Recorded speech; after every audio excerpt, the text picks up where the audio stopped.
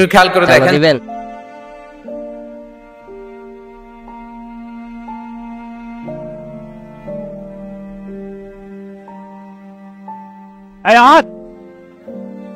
এদিকে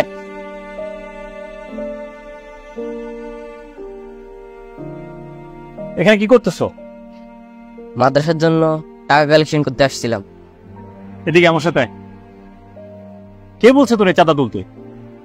হুজুর বলছে, তাই আমরা টাকা কালেকশন করি। তুই একা আসছস? না, 10 জন আসছি আজকে। আমি এই লাইনে আসছি, 9 জন অন্যদিকে গেছে। আর আমরা প্রতিদিনই টাকা কালেকশন করি। চল আমার সাথে শোন।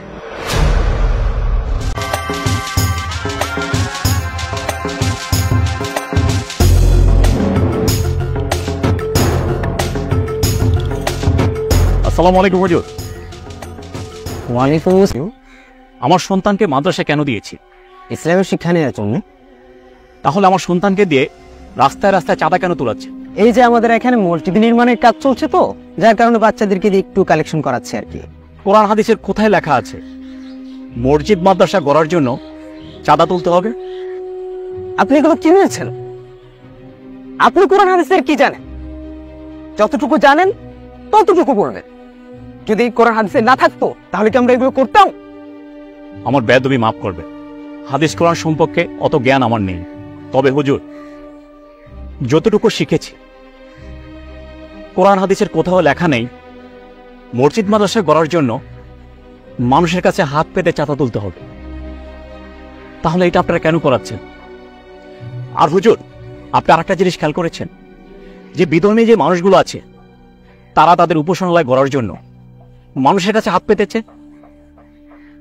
আমাদের এই বাংলাদেশে যেখানে 90% মানুষ মুসলমান, সেখানে এসে আমরা কেন মানুষের কাছে হাত পেতে আমাদের মসজিদ মাদ্রাসা করতে হবে?